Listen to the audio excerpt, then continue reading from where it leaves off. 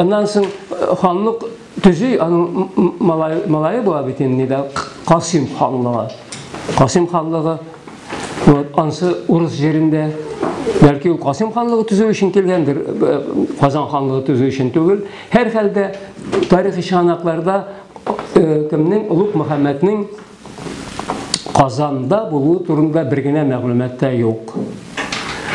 Ул Курмышта була, Курмышта, Нижний Новгородта. Менә ике шәһәр ул була торган шәһәрләр. Мәскәүгә яу шаба, Нижний Новгородка кайта, яу шаба Курмышка кайта формасында, Казанда булганлыгы турында бернинди мәгълүмат та юк. Шуңа күрә мин әйтәм инде, давайте табыгыз мәгълүмат. Шул вакытта без әйтергез 1437 елдамы, 38 елдамы Казан ханлыгы төзелгән һәм яшәвен дәвам итә. Үсә башлый инде формасында. Вот. Былай караганда, теге тагын менә бу Воскресенская летописьта, по-моему, бар бит инде кемнең Улуг Мөхәммәднең улы Мәхмүд. Киләдә ана шул Галимбек дип уйлыйбыз инде без аны. Шул түгел микән? Һәр хәлдә мондагы урындагы хан мында Бәкме Казан тәхетендә шул утырган. Ул аны үтерә 1445 елда. Ул аны үтерә һәм тәхеткә утыра шул Галимбек урынына Мәхмүд. Бу 1445. Ягъни мәсәлән, әгәр дә инде 1438 елда Улуг Мөхәммәд Мәхмүднең әтисе Казан тәхетендә утырган булса, нәрсәгә Казанны яулап алырга кирәк? Кешеләрне үтерә. Каян килеп чыккан ул кем Галимбек тәхеттә утыручы? Төштөгенә бик күп сораулар туа. Шуңа күрә, әгәр дә инде без строго источниклар белән эш итеп нитсәк, фикер йөртсәк, 1445 елда Казан ханлыгы төзелә. Әле ансы да бит. Мәсәлән, монда төрле галимнәрнең фикерен истәттерга кирәк. Сәлим Хатыч Алишев, болгарча галим диләр инде аны. Ну бит теге утсыз төтен булмый, или төтенсез ут булмый диләрме? Барыбер бит логика буенча фикер йөрткәндә, әйме. Барыбыз да белә. Алтын Урданың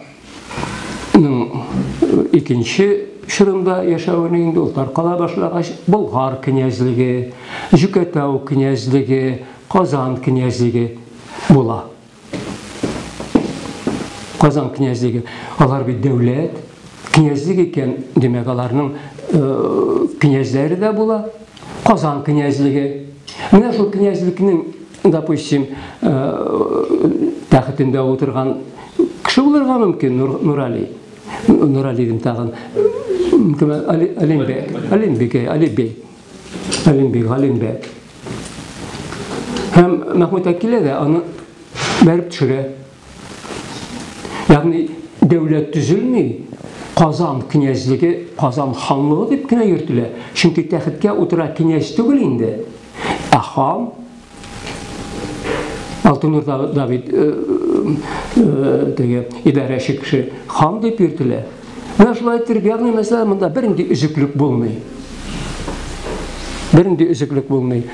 Болгар дәүләте Алтын Урда составындагы менә бу Болгар улысы, аннан соң Болгар Жүкәтау Казан князьлеге таркала ул һәм әкрен генә Казан ханлыгына әйләнеп китә. Менә шушындый теге карашта яшәргә тиеш минемчә. Шуңа күрә теге бик тырышалар бит инде. Күп сөйли башладылар. әйткән идем инде, һәйкәл төзергә, ясарга кирәк, кемгә Олуг Мөхәммәдкә формасында ашыгырга кирәк түгел, менә бу нәрсә белән дим. Анда Рәфкать абый Вахитовның бер эскизе бар инде, эскиз гына түгел, анда үзе дә йөрде инде бик каты. Вот. Әйтәм, Олуг Мөхәммәд дип атамагыз әле. Просто җыелма образ. Вот Казан ханына һәйкәл. Казан ханы барыр һәр кемгә, анда 13 хан булган, әмма һәр кемгә бит һәйкәл куя алмаслар инде. Тем более хәзерге заманда барысы Мәскәүдән куркып тора. Куя алмас. Әйттем бит инде, Кубрат ханның улы малай, кеше малайына Италияда һәйкәл куйганнар, бездә Кубрат ханның үзенә дә юк, Казан ханына да юк, Алтын Орданың берәр ханына да юк. Шул формада. Чөнки Мәскәүдән куркалар, суверенитет билгесе формасында кабул ителә бит инде ул Казаннар, татарларның үзләренең ханнары булган фәлән дигән формасында. Вот менә инде сезнең белемегезне бераз сәясәт буенча формасында әйтәм инде. Киңәйтү өчен уйларга, мен бит 100% үземне дөрес дип санамыйм. Менә шундый сораулар барлыкка килә формасында гына әйтәм. Әймәнчә үзегез карарсыз. Ярар. Менә шуңа күрә Казан ханнарының инде исемлеген мен Олуг Мөхәммәдтән түгел, все-таки Мәхмүтәктән башлап китәм. Мәхмүтәк. Мәхмүтәк булай начар идарә иткән дип санамыйм инде. Озак еллар идарә иткән. Опять-таки менә үзебезнең чыганаклар юк бит әйме. Шушы Казан ханлыгыннан калган чыганаклар юк. Кем нидән башка? Сәгыйб Гәрәй ярлыгы, анысы үзебезнеке, әйме Ибраһим хан ярлыгы үзебезнеке. Тагын нәрсә, мин белмим дә, калганнары әкият, риваятлар, легендалар һәм дә шагыйрьләрнең язган әсәрләре инде, әмма анда тарих юк. Нәрсә турында язалар, тарих кына юк анда. Һәм шуңа күрә без белемнәребезне Казан ханлыгы турында ана шу рус язмаларыннан алабыз инде. Кайбер чакта чит ил сәүдәгәрләре дип әйтимме, бер-ике сүз эшләп куялар. Казан ханлыгы сәүдә турында да бүчен шундый нәрсәләр бар. Булай асылда ничек килеп чыга? Безнең Казан ханлыгы турында безнең дошманыбыз яза. Шул Казанская историядә, шул рус язмаларында нинди кайсын гына алсаң да, безнең дошман безнең турында җүн нәрсә язмас инде. Анда бит в основном шул сәүдәгә бәйләнгән кайбер ниләр бар, фрагментлар бар инде аларның. В основном политика. Мин нәрсә әйтмәкче булам? Ханнарыбызның кайчан тәхеткә утырганында без белмибез күп очракта. Менә шул ук 1445 Мәхмүт утырды. 1445. 1460 менә мин бер мәкаләмдә язган идем анда, бөтенесенең списогын төзеп, әмма кайчан нинди елларда идарә ителәр. Фәлән буенча, фәләнче елларда, фәлән буенча, фәләнче елларда килеп чыга инде. 1460 елларның башына тикле ул ниткән, тәхеттә утырган инде Мәхмүтәк. 1462 ул, 1464 ме? Каберләр 1467 дип тә әйтәләр. Ничектер шулайрак килеп чыга инде. Ягъни ул барбер күп. 1445-тән 1465 булса, примерно инде 20 ел шамасы ул тәхеттә утырган. Һәм бу чорда бер нинди урыслар белән дә бәрлешләр юк, яхшы гына үсеп китә. Аннан соң аның малайы Халил, Халилнең малайы Ибраһим, Ибраһимнан соң Илһам, Илһам инде 1487 Илһам вакытында бит Иван III килеп, Казанны яулап ала да протекторат башлана. Аннан соң инде Мөхәммәд Әмин китә. Мөхәммәд Әмин иң узак идарә иткән ханнардан саналу, 24 ел идарә итә. Аның тоже политикасы кирделе чыктылы формасында, ягъни Мәскәүдә тәрбияләнә бит ул. Демәк, Мәскәүнең әйткәненнән чыга алмый инде. Аннан соң башына төшә, теге нидән соң 1502 елда Абдуллатиф Тансың була инде бу. 1502 елда соңгы тапкыр, 3нче тапкыр тәхеткә утыра ул. 1519 елда үлә. Менә шул чорда ул инде үзенең мөстәкыйль политикасын алып бара. Без аны чисто эмоционально опять-таки ярата башлыйбыз. Вот, молодец. Русларның кирәген бирә формасында мөстәкыйль нидә эшли. Аннан соң китә әле аннан соң бит Шахали булып ала да азгына. Китә Сахиб Гәрәй. 1524 Сахиб Гәрәйдән соң Сафа Гәрәй килә. Сафа Гәрәй куыла Шахали, аннан соң шулай итеп барлыгы 13 ханга җыела. Бөтенесе 13 ханга җыела. Ягъни хәзер килеп чыгышларын карасаң, Алтын Урда ханнары, Улуг Мөхәммәднең балалары булып чыга инде. Улуг Мөхәммәднең балалары кемгә тикле? Мөхәммәд Әмингә тикле. Балалары, оныклары Мөхәммәд Әмингә тикле. Алар арасында бер генә хан килеп кысыла, Шахалиләр, Җангалиләр, Касим ханнары. Аннан соң иң соңгы хан безнең Ядыгар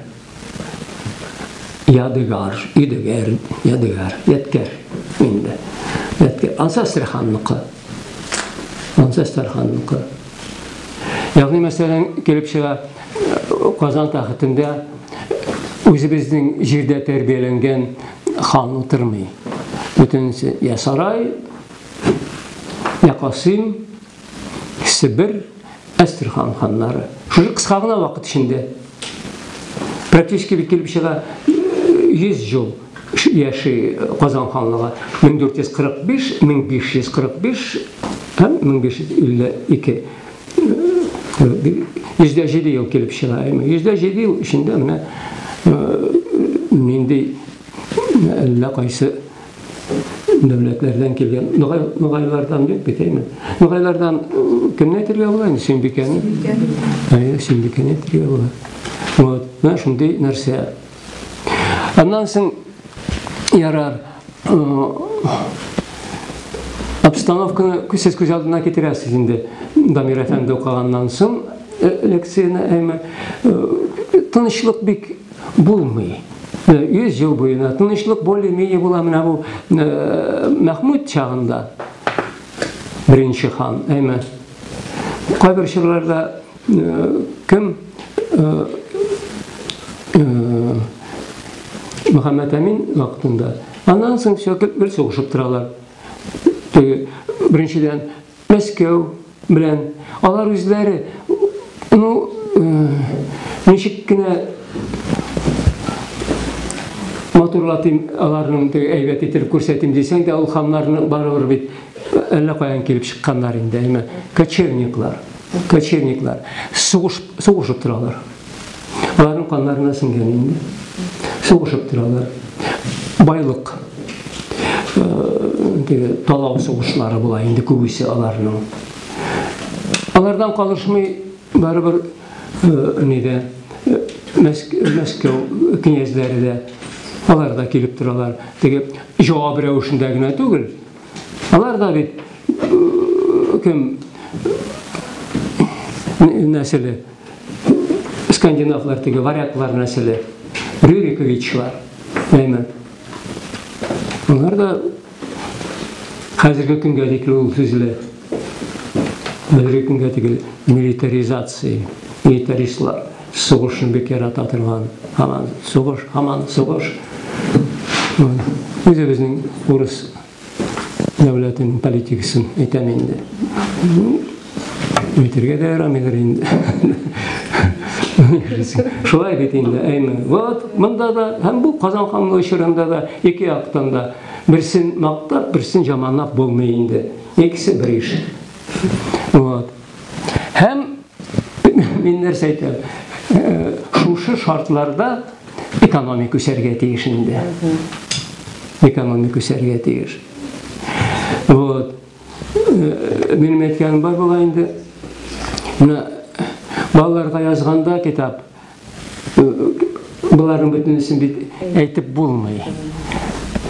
Экономиканы да яқшы өскен деп өзенде Қазан ханлығы, бек мотор фәлән, шолай рақ еттеріп язасың. На самом деле нәрсе?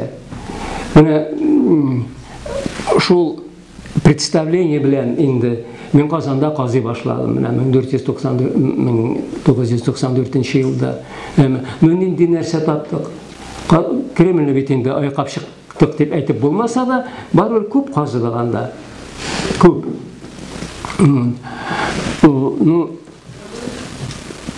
Таштан үйілген стена қалдықлары мен Дамангольский шырға қараған 12-ші ғасырның ақыры. Ол табылды. Мыналардың бүтінесі бар еді мен презентацияда. Сіз соңынан қарарсыз енді мен сізге аны әрбір кезде мұнда таратырлар алып келермін.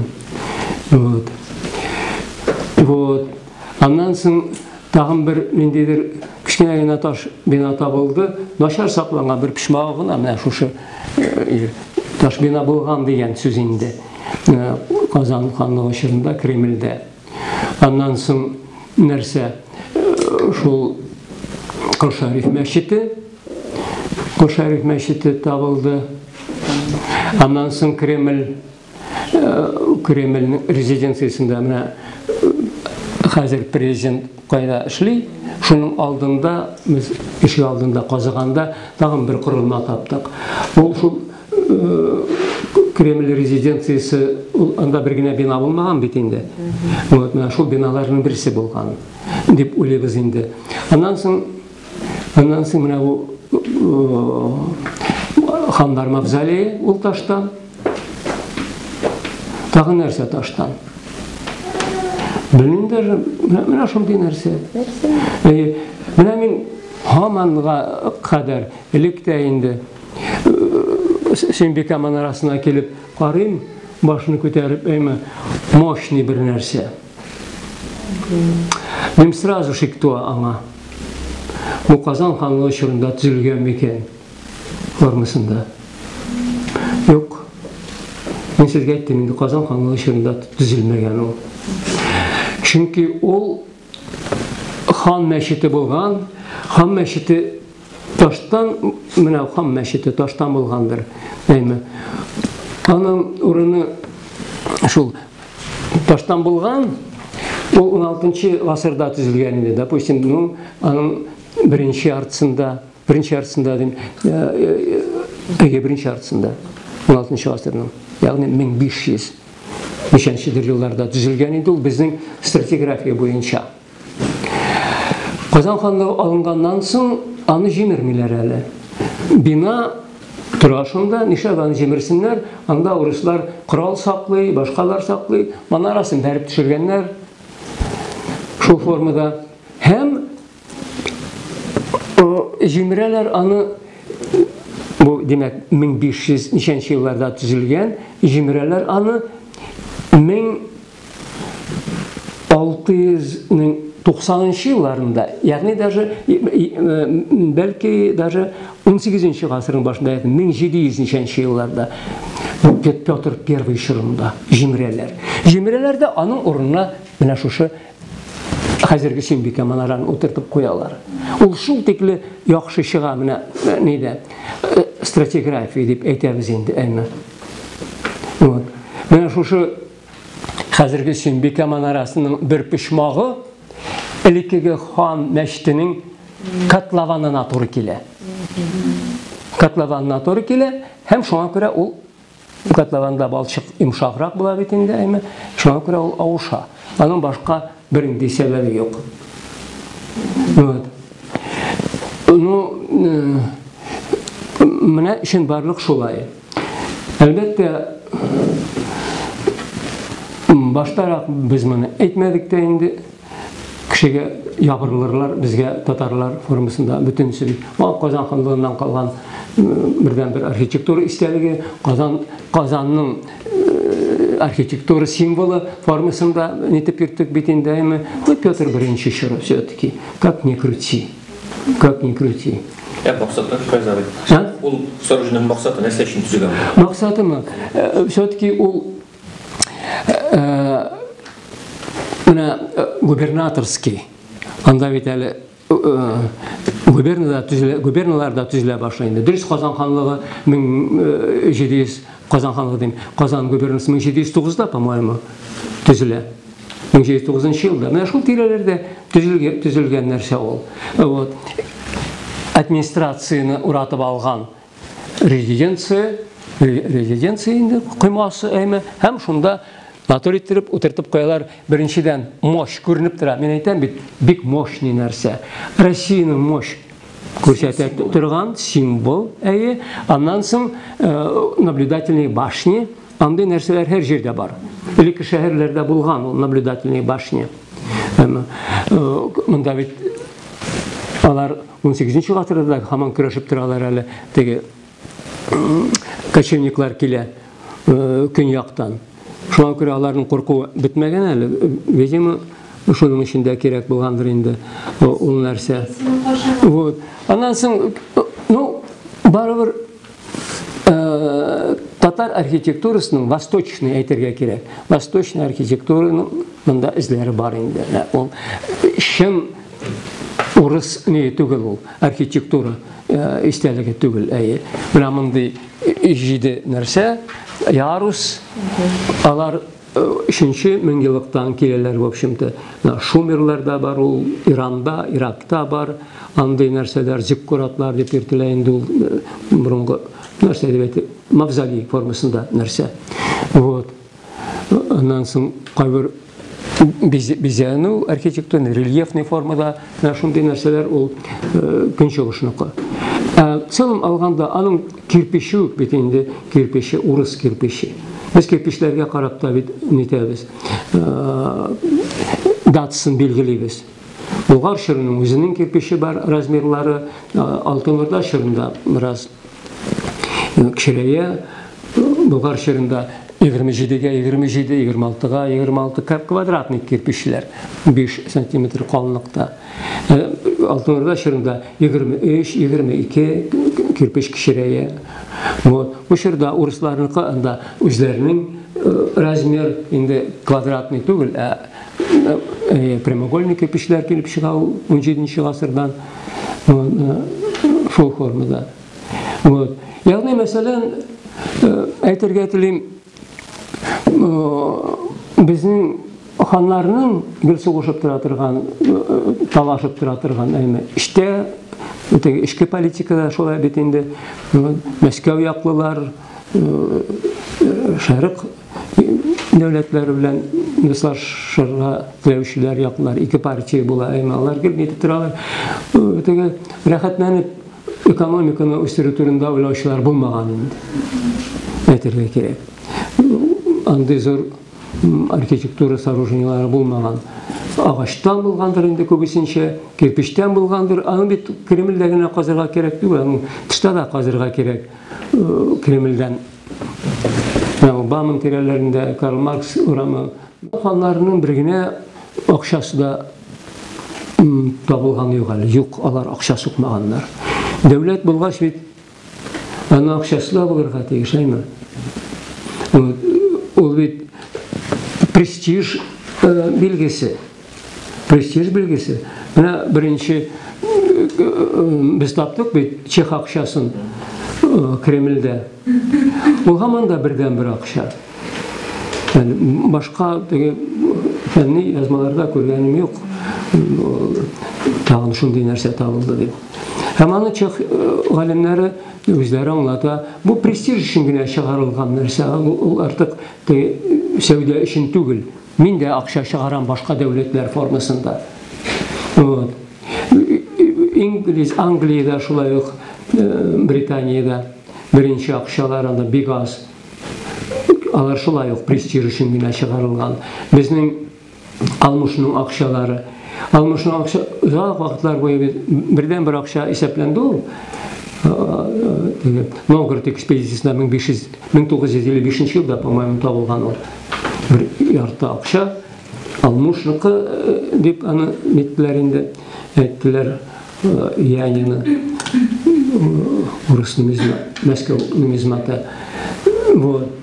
Һәм менә соңгы елларда гына тагын беренче акча табылды, алмыш тарафыннан басылган, соктырылган. Алар күп түгел. Алар күп түгел. Монда престиж өчен хоть берәр акча табылса, табылмады бит Казан ханлыгы исәбенә караган. Бер акча да табылмады. Ансы да аның дәүләтнең нең күрсәтеп тора инде, экономикасы бик зәгыйф булган. Акча да соктыра алмагач формасында. Соң ул бөтенесе аңлашыла, логикага сыя. Шулай булырга тиештә. Чөнки Алтын Урданың чәчәк аткан чоры, без әйттек бит инде, Үзбәк хан һәм Җанибек вакытына туры килә.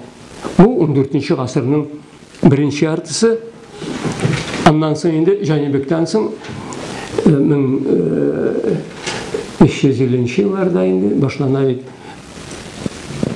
тәхет замятне булганышы башлана. Аннан соң һаман сугыш. Алтын Урда бетүгә, таркалуга йөз тота. Менә шул инде зәгыйфләнгән Алтын Урда таркалганнан соң барлыкка килгән дәүләт көчле була алмый инде. Көчле була алмый. Менә карагыз, Казан ханлыгыннан соң Әстерхан ханлыгы. Аны ханлык дип йөртәбез генә инде. Ул бик Мәскәүдән Иван Зайцев исемле бер тарихчы шөгыльләнде. Хәзер дә шөгыльләнә торган бер инде ул ни белән Әстерхан ханлыгы турында китап бастырып чыгарды. Ул бик зәгыйфь дәүләт, кечкенә генә территориясе булган инде. Хан булган, Әстерхан хан әйтәм бит, аның бу ханның бер малае безгә дә килә. Соңгы хан, Яткәр. Вот. Сибир ханлыгы Ермак килә дә үзенең бандитлары белән юкка чыгара Сибир ханлыгын. Бу нинди дәүләт инде? Исеме дәүләт номинальный. Улай караганда бик көчле дәүләт имәс иде. Ногайлар, алар в основном кечегой халык инде, күчмә халык. Аларның яхшы гына ниләре бар, менә хәзер казаклар бик казый аларны. Нурсултан Назарбаев килгәннән соң тарихка бик нык игътибар бирә, археологияга беренче чиратта. Мен башта әйткәнем, менә без Алтын Урда безнеке, давайте дип анда неттеләр, мен әйтәм, әле башланыр. Алтын Урда безнең мирас кына түгел. Казакларныкы да, анда үзбәкләрнеке дә, башкаларныкы да, алар нитеп хәзер бит хаттар ява башлады. Президент аппаратыннан Назарбаев та сез иптәшләр нәрсә формасында үзләштерәсез полностью Алтын Урданы формасында. Шуңа күрә алар инде Казак дәүләтенең дә нигезе ул Алтын Урда формасында килеп чыга. Анда бик күп шәһәрләр булган инде, шул менә бу Үзбәкстан территориясендә хәзерге һәм Казакстан территориясендә аларның берсе Сарайчик дип йөртелә, Сарайчик, Уральск. Шул тирәдә, Уральск бар бит шәһәр, шул тирәдә ул. Менә анда бик каты казыдылар. Анда гаҗәп яхшы саклана, анда кирпичтән. Бездә бит агачтан булгач инде агач сакланмый, тегендә кирпич, шул тикле әйбәт сакланган биналар, алар бастырып чыгарды. Алар бит әйткән бар инде сразу өч телдә бастыра. Китап, һәм текст өч телдә. Инглиз телендә, казак телендә һәм рус телендә. Шулай булырга тиеш тә ул. Ягъни алар үзләренең ачышларын бөтен дөньяга таныталар. Без русча язган булабыз, анда русча җүнле белмиләр дә чит илдә. Казанда чыкканнар вообще Мәскәүгә кайбер чакта килеп җитмей ул. Үзебездә кала, мактанган булабыз анда. На самом деле менә шулай. Шуңа күрә менә ул тирәләрдә biraz көчлерәк все-таки. Ногайлар бу инде ул в основном Ногайское ханство эме. Күчмәләр булса да, алар утырган җирдә яхшы шәһәрләр барлыкка килгән. Шуны белән Атрар шәһәре, аннан соң башка шәһәрләрдә бар инде хәзер аларны белеп тормыйм. Сразу гына әйтә алмыйм. Вот. Менә шундый шартларда без яшәгәнбез инде. Ләкин теге барыр бит инде тормыш бара. Кеше эшсезлектән интекмәгән хәзерге вакытта кебек әйме эшли. Шулай яратылган инде ул. Элекеге система, ягъни экономиканың нигезе üç өлештән тора инде. Беренчесе авыл хуҗалыгы, шәһәр һөнәрчелеге һәм сәүдә. Ичке һәм тышкы сәүдә. Авыл хуҗалыгында игенчелек һәм терлекчелек. Алар мин начар үскән димәс идем. Чөнки килә традиция Болгар чорыннан ук. Ана Казан Кремлендә, Казаганда да күп мәйткән бер-ике центнер булгандыр анда. Дөрес ул арыш. Арышта булды. Арышлыклар өчен күмерләнгән. Будай да бар, кара будай да бар, башка культураларда иткәннәр инде. Һәр хәлдә ачтырмаганнар. Урыска сату турында хәбәрләре юк. Үзләре аш булмаганнар инде. Игенчелек на уровне булган. Хайванчылык шулай ук, мал асрау традиция безнең. Традиция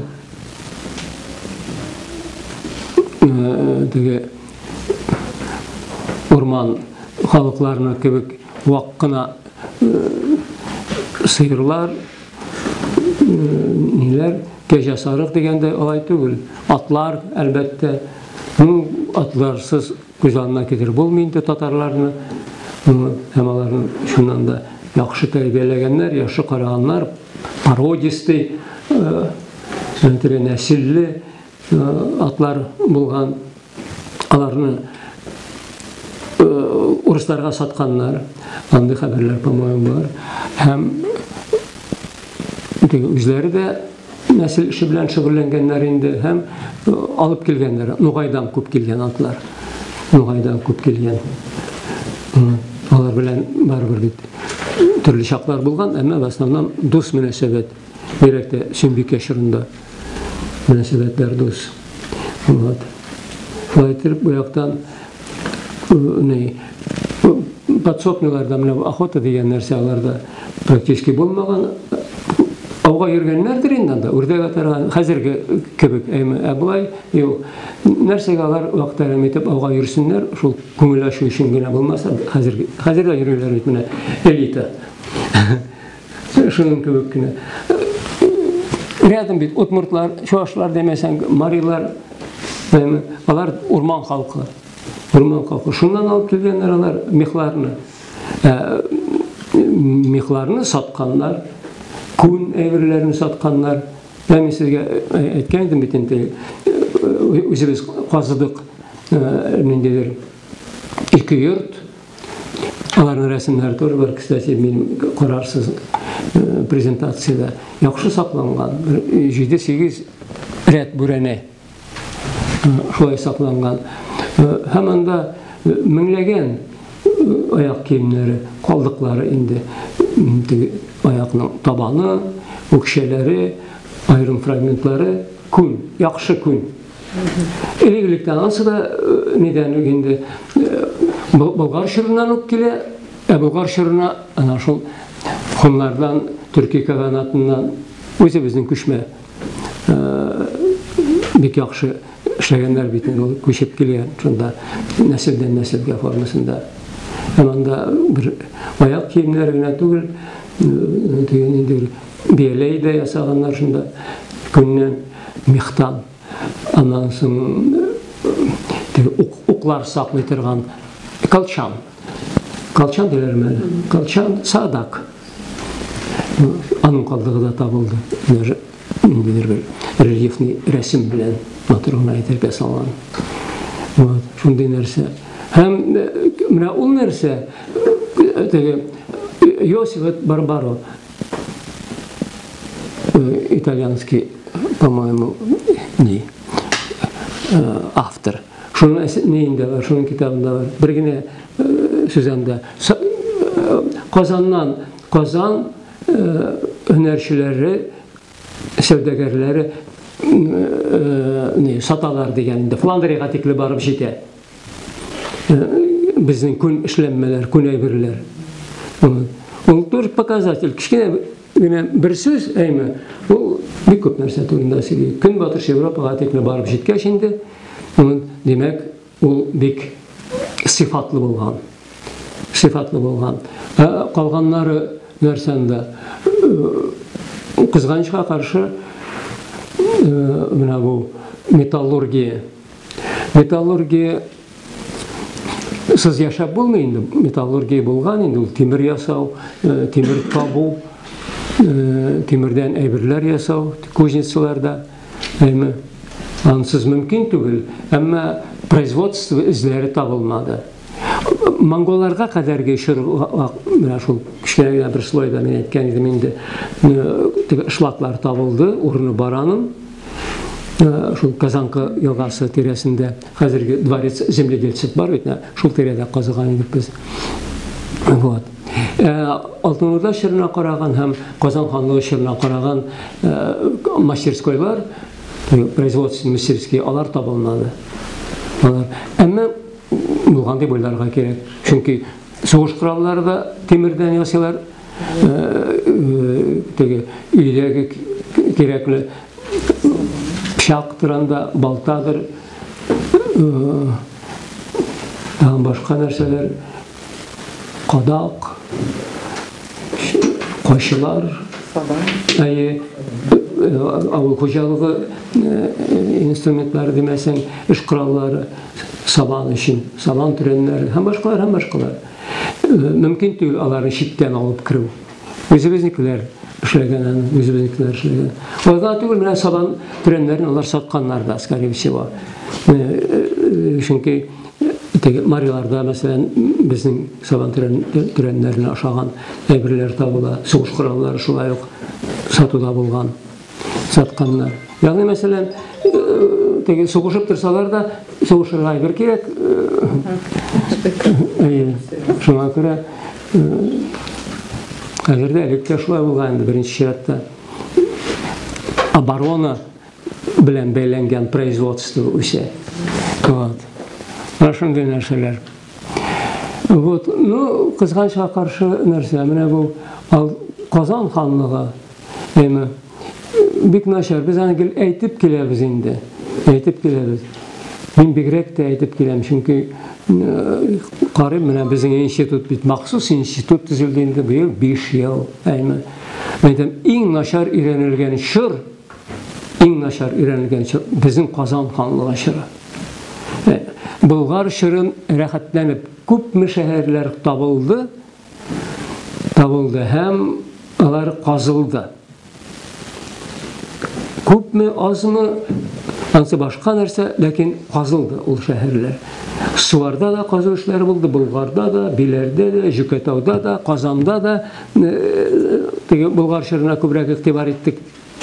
Алабугада да, һәм Ульяновский өлкәсендә, Самара һәм Пенза өлкәсендә, Пермь өлкәсендә, бөтенесе Болгар шырына караган авыллар һәм шәһәрләр күп табылды. Алтын Урда шыры шулай ук, соңгы вакытларда бигрәк тә, хәтта электә кайбер чакта зарланалар, Алтын Урда шырын рөхсәт булмады эшләр нитәргә, өйрәнергә, юрында бик әйбәт эшләделәр. Усманов та Алтын Урда буенча яклады Совет шырында. Федор Давыдов та Алтын Урда шырында, хәзер Федор Давыдовский чтение һаман ел сайын үткәрәбез. Алтын Урда сарайны казыды. Болгар, основном Болгар Алтын Урда шәһәре дидек, 37 елдан, 38 елдан бирле казыла. Әмма Казан ханлыгы юк. Аның төрле сәбәпләре бардыр инде. Не бит. Менә бу Әпәй шул Алтын Урда белән бәйләнгән. Алтын Урда калдыкларын да нигез начар. Безнең Казан ханлыгының нигезе. Алтын Урда зәгыйфләнгән, шырда барлыкка килгән дәүләт бит инде ул әмма. Шуңа күрә шәһәрләр практически шәһәрләр була дип әйткән булабыз без. Булган. Нинди шәһәр? Казан. Казанда бик кичкенә шәһәр. Бик кичкенә шәһәр бит. Казанда кичкенә. Менә уйлап карагыз. Кремль хәзерге вакыттан территориясе 12 гектар. Казан ханлыгы шырында где-то 9,5-10 гектар шул чама булган инде. Аннан соң булак. Ул бит монда гына булак. Булакның теге ягы уже Казан түгел. Анда пригородлар китә инде. Менә Курайшы Слобода. Ансы да күпме территорияны биләп торгандыр, билгеле түгел. Курайыш бистәсе. Колхозный рынок тирәсендә булгандыр инде. Аннан соң Татарстан тирәсенә бара. Монда, ягъни бер яктан көнбатыштан Казанның шиге булак. Нинди урам була? Правобулачная, Островского, Баумана, профсоюзная. Көнчыгыш яктан шик, менә теге Черное озеро дип әйтәбез бит. Ленинский сад, Черное озеро, анда күлләр булган.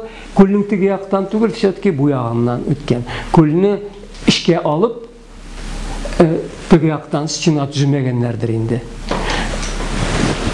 Монда теге Кремлевский холм бетә, Кремлевский холм бетә, менә Дзержинский бит ул тоже урамның бер ягы, икенче ягы Горькийга чыга, Горький урамына чыга. Уртада менә бу күлләр булган инде элек.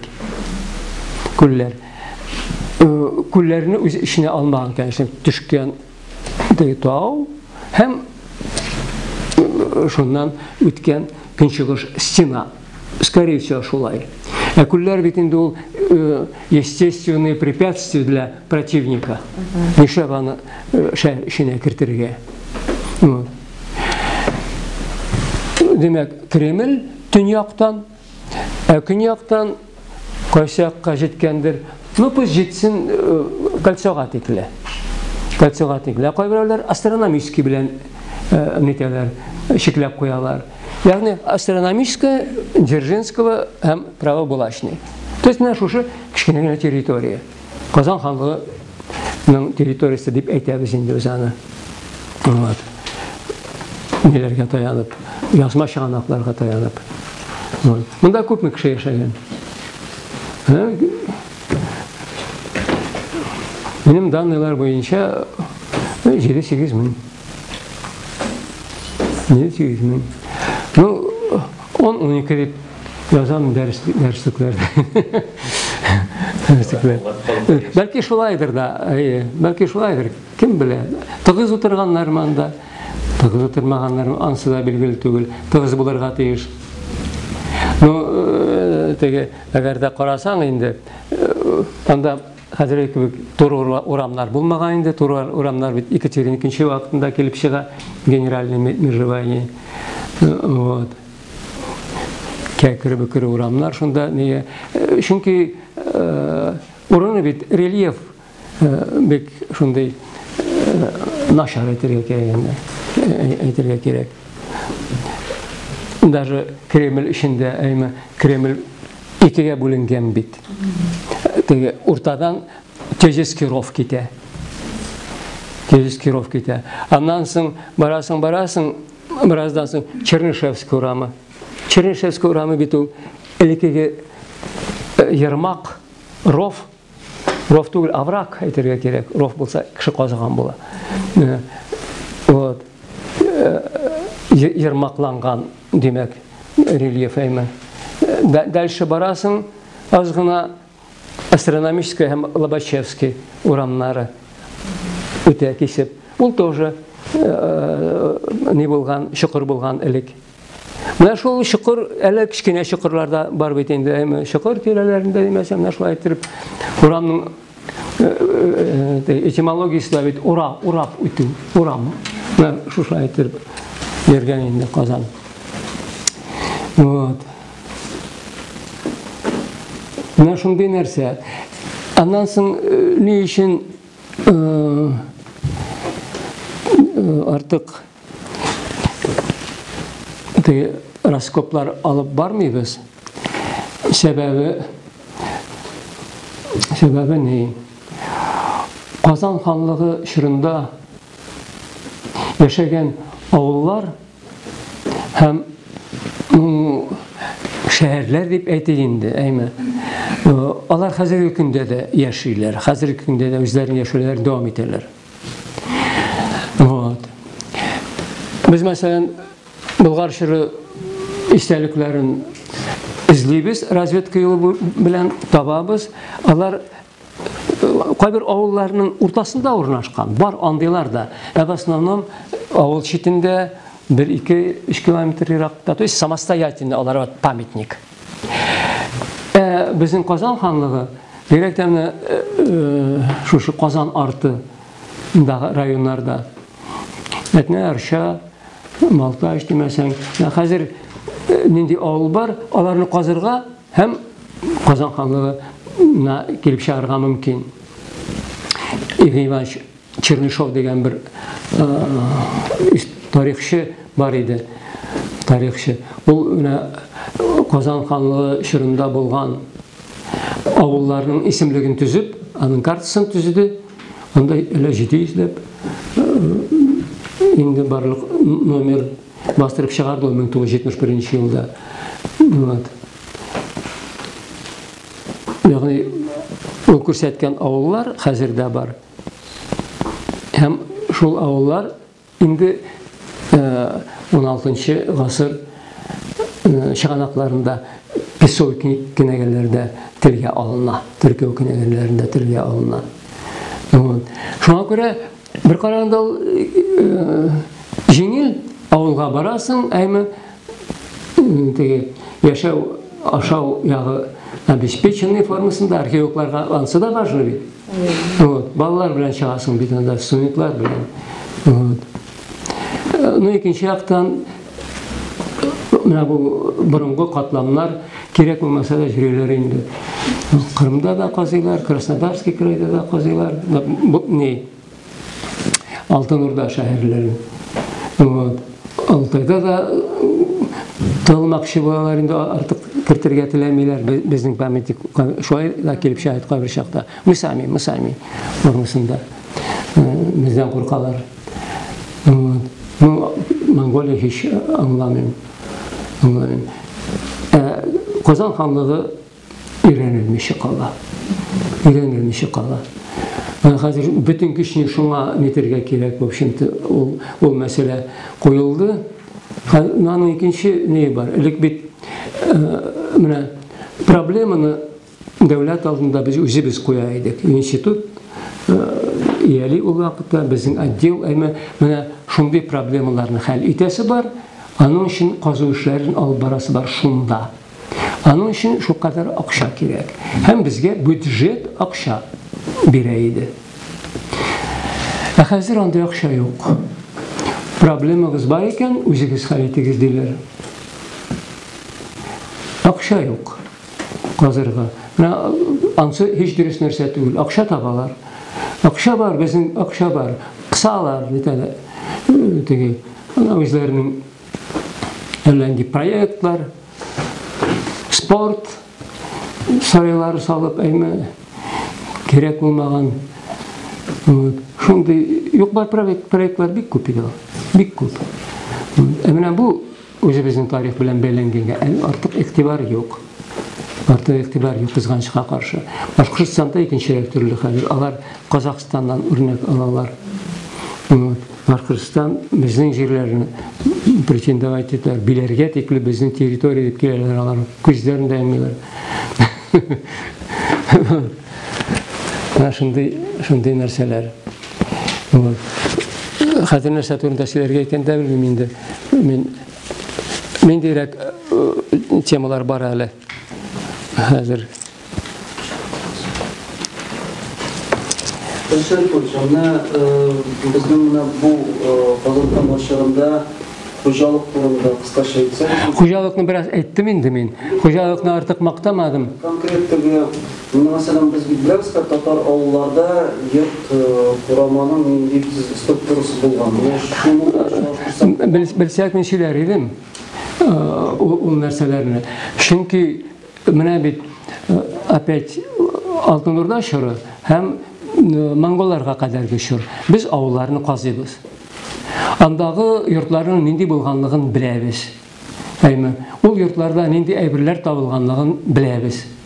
Монда Казан ханлыгы чорында абсолютно бер авыл казылмаган, авыл урыны. Шәһәрләр дигәннән Казан бит Казан ханлыгы чоры гына түгел. Аның, допустим, кабер урыннарда культура катламының калынлыгы 10 метрга җитә дип әйтәбез икән, Кремльдә. Ул 10 метрның бит 8 метрга шун килмәгән. Хәзерге 16-нчы гасырның 2нче яртысыннан башлап хәзерге көнгә тикле булган чорга туры килә. Калганнары 3 чорга Казан ханлыгы, Алтын Урда һәм Монгольский чорга туры килә. Табыла әлбәттә. Әмма бер генә җүнне йорт урынында тапканыбыз юк әле безнең. Табылмады. Эзләре бар. Ул эзләргә карап кына без реконструкциялый алмыйбыз. Ничек булган ул йортлар? Йортлар кичкенә.